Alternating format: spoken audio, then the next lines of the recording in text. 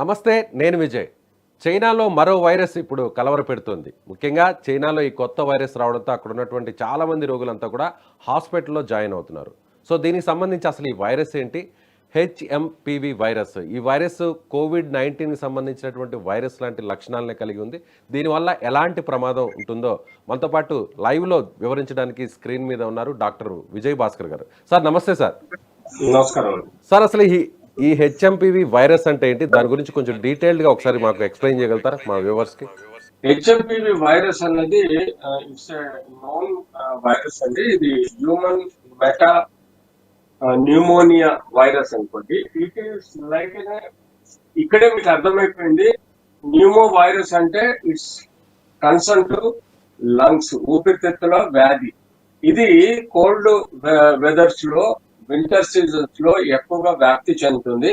ఈ virus RNA virus. ఈ virus usual గా మనకు దగ్గు, జలుబు, గొంతు నొప్పితో స్టార్ట్ అయ్యి అప్పర్ రెస్పిరేటరీ సిమ్టమ్స్ కనపడతాయి. ఆ తర్వాత ఇఫ్ ఇట్ ఈస్ నెగ్లెక్టెడ్ దాన్ని లోవర్ రెస్పిరేటరీ ఇన్ఫెక్షన్ గా వ్యాప్తి చెందే ప్రమాదం ఉంది.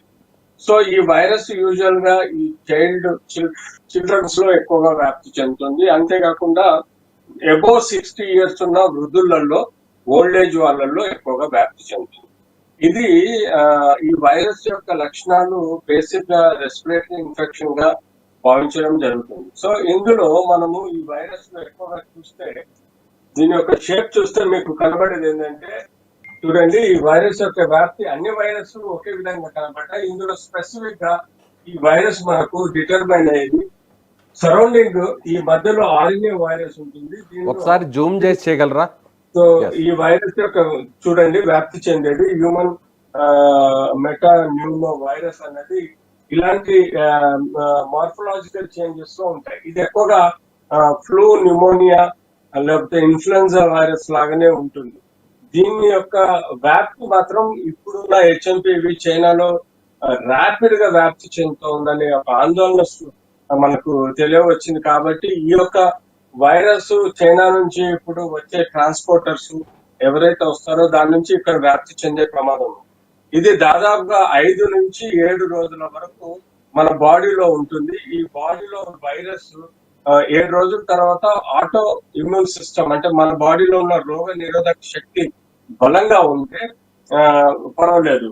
బలహీనత ఉంటే ఈ యొక్క వైరస్ హెచ్ఎంపీవి వైరస్ అనేది వ్యాప్తి చెందే ప్రమాదం ఉంటుంది. సో దీని ఇంక్యుబేషన్ పీరియడ్ 5 నుంచి 7 రోజులు. 7 రోజుల తర్వాత మన రోగ నిరోధక శక్తి అనేది ఏం చేస్తుందంటే యాంటీబాడీస్ ప్రొడ్యూస్ చేస్తుంది. యాంటీబాడీస్ ఈ వైరస్ లాంటి యాంటీజెన్ ని నాశనం చేస్తుంది. అంటే మనకు టీ సెల్స్, బి సెల్స్ అని మనకు బాడీలో ఇమ్యూన్ సిస్టమ్ లో డెవలప్ అయ్యి అప్పుడు ఆ టీ సెల్స్ అనేది ఇమ్మీడియట్లీ ఒక యాంటీబాడీస్ లాగా ఒక ర్యాపిడ్ యాక్షన్ ఫోర్స్, అంటే పోలీసులలో, మిలిటరీలో ర్యాపిడ్ యాక్షన్ ఫోర్స్ ఎలా ఉంటుందో అలా ఈ యొక్క టీ సెల్స్ ఇమ్మీడియట్లీ మన ఈ వైరస్ యొక్క వ్యాప్తిని కంట్రోల్ చేస్తుంది.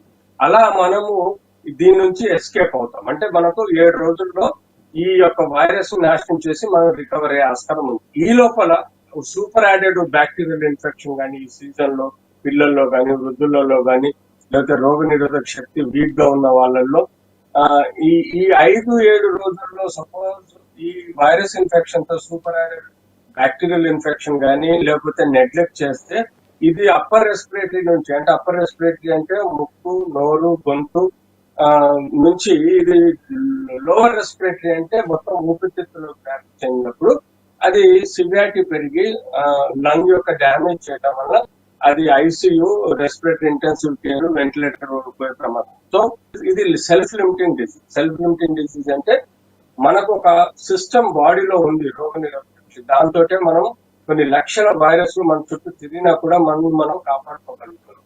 సో ఎవరికైతే స్ట్రాంగ్ ఇమ్యూనిటీ సిస్టమ్, రోగ నిరోధక శక్తి ఉంటుందో అలాంటి వాళ్ళల్లో ఇది ఈజీగా 5 నుంచి 7 రోజుల్లో తగ్గే ఆస్కారం ఉంటుంది. భయపడాల్సిన అవసరం లేదు. సో ఆబ్వియస్ గా దీని యొక్క వ్యాక్సిన్ మనకి ఇన్ఫ్లుయెన్జా వ్యాక్సిన్ కానీ లేకపోతే న్యూమోనియల్ వ్యాక్సిన్ కానీ ఏదైతే ఉందో అది కూడా మనకు ఈ యొక్క వైరస్ ను ప్రొటెక్ట్ చేసే ఆస్కారం ఉంటుంది. సో ఎవరైతే పిల్లలు న్యూమోనియా వైరస్ తీసుకున్నా, ఇన్ఫ్లుయెన్జా వ్యాక్సిన్ తీసుకున్నా న్యూమోనియా వ్యాక్సిన్ తీసుకున్నా కూడా ఇవి డెఫినెట్లీ ప్యారలల్ గా ఈ వైరస్ నుంచి కాపాడే ఆస్కారం ఉంటుంది. సో బేసిక్ గా ఇది కోవిడ్ లాంటి డేంజరస్ వైరస్ కాదు. అలాగే ఇతరత్ర వైరస్లు ఏవైతే ఉన్నాయో మనం న్యూమోనియా కానీ ఇన్ఫ్లుయెన్జా కానీ వైరస్ ఈక్వల్ గా ఇది మన బాడీలో మనకి టెంపరీ డిజీజ్ ప్రమోట్ చేసి మనకు సమస్యలు సృష్టించే ఆస్కారం ఉంటుంది. డాక్టర్ గారు, ఈ వ్యాధి ఒకవేళ మీరు అన్నట్టు ఈ వైరస్ సోకితే ఈ హెచ్ఎంపివి వైరస్ ని ఎలా ఐడెంటిఫై చేయాలి? దీనికి సంబంధించి ఏదైనా ప్రత్యేకమైనటువంటి పరీక్షలు ఏమైనా ఉంటాయా? Absolutely RTPCR test is the only test అండి. ఆర్టీపీసీఆర్ టెస్ట్ చేస్తేనే దీని యొక్క వైరస్ మా జీన్ స్టడీ చేయడం, తద్వారా దీని యొక్క స్ట్రెయిన్ ఏ రకమైన స్ట్రెయిన్ ఉంది, ఇది ఆర్ఎన్ఏ సంబంధించిన వైరస్ కాబట్టి దీని యొక్క మార్ఫలాజికల్ స్ట్రక్చర్ వలన, స్ట్రెయిన్ యొక్క స్ట్రక్చర్ వలన దీన్ని ఐడెంటిఫై చేస్తాము. ఇది ఓన్లీ ద ఆర్టీపీసీఆర్ టెస్ట్ ద్వారానే చేయగలరు. ఈ శాంపుల్ తీసుకొని మన దగ్గర ఉన్నటువంటి ల్యాబొరేటరీస్ లో ఈ టెస్ట్ చేసేటువంటి ఫెసిలిటీస్ ఉన్నాయా? అంటే మనం ఆల్రెడీ COVID-19 కి సంబంధించి కూడా ఆర్టీపీసీఆర్ లోనే మనం చూసాం పరీక్షలు చేయడం. సేమ్ ఇప్పుడు అదే ఫార్మేట్ లో చేయాల్సి ఉంటుందా, లేదంటే ప్రత్యేకమైనటువంటి ఫార్మేట్ లో ఉంటుంది? మనకు ఇప్పుడు ఆల్మోస్ట్ అన్ని జిల్లాలలో కూడా స్థాయిలలో కూడా మనకు ఈ యొక్క ఆర్టీపీసీఆర్ టెస్ట్ అవైలబుల్ ఉంది. తద్వారా మనం రూల్ అవుట్ చేసుకోగలం. అలాగే వ్యాధి లక్షణాలు, సిమ్టమ్స్ ఏముంటాయండి డాక్టర్ గారు? వ్యాధి లక్షణాలు ఫస్ట్ మనకు బేసిక్ గా అప్పర్ రెస్పిరేటరీ అంటే నోజ్ దిబ్బడం, అంటే ముక్కు దిబ్బడం, కోల్డ్ అవడం, గొంతులో నొప్పి రావడం, జలుబు రావడం, దగ్గు రావడం, ఇవి బేసిక్ గా అప్పర్ రెస్పిరేటరీ సిమ్టమ్స్. ఆ తర్వాత లోవర్ రెస్పిరేటరీ స్ప్రెడ్ అయినప్పుడు ఆయాసం రావడం, సాచురేషన్ తగ్గడం, విపరీతమైన దమ్ము రావడం లాంటి లక్షణాలతో వారు హాస్పిటలైజేషన్ అవసరం ఉంటుంది.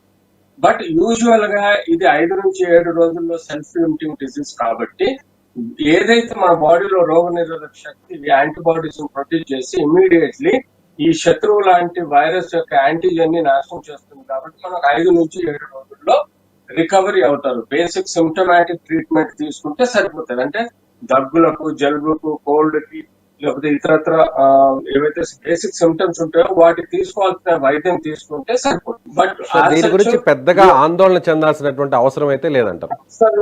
అబ్సల్యూట్లీ వైడ్ స్ప్రెడ్ అవుతుంది కావచ్చు. ఒకసారి వైరస్ ఒక జోన్ లోకి ఎంటర్ అయినప్పుడు ఆ జోన్ లో ర్యాపిడ్ గా ఇన్ఫెక్షన్ స్ప్రెడ్ అవ్వచ్చు. కానీ దీని వల్ల కోవిడ్ లాగా భయపడాల్సిన అవసరం లేదు. కోవిడ్ లో కూడా చాలా స్ట్రెయిన్స్ మనల్ని ఇబ్బంది పెట్టినా 1-2 స్ట్రెయిన్స్ మాత్రం మనల్ని డేంజర్ జోన్ లోకి తీసుకెళ్ళాయి.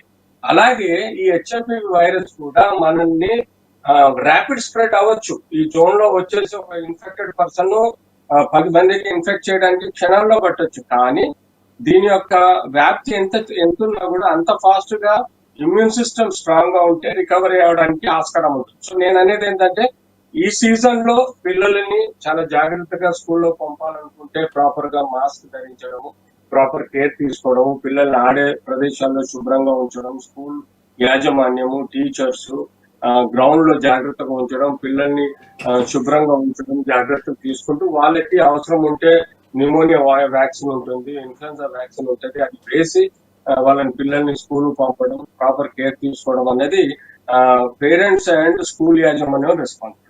అలాగే మీరు ఇప్పుడు ఒక వైరస్ కి సంబంధించి కూడా వ్యాక్సిన్ తీసుకుంటే సరిపోతుంది, భయపడాల్సిన అవసరం లేదు అంటున్నారు. అంటే ఇప్పుడు వ్యాక్సిన్ ఏ ఏజ్ లోపు ఇవ్వాల్సినటువంటి పరిస్థితి ఉంటుంది? యూజువల్ గా మనం ఇప్పుడున్న న్యూమోనియా వ్యాక్సిన్ ఏదైతే ఉందో అది అన్ని ఏజెస్ లో మనము ఇవ్వచ్చండి. ఈవెన్ అడల్ట్స్ కూడా ఇప్పుడు న్యూమోకాకల్ వైరస్ వ్యాక్సిన్ అవైలబిలిటీ ఉందండి.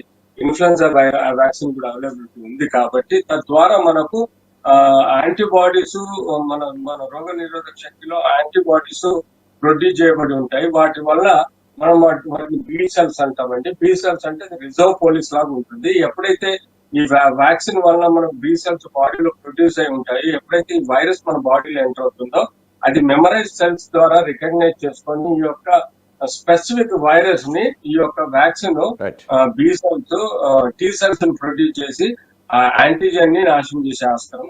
Right sir, thank you so much doctor గారు.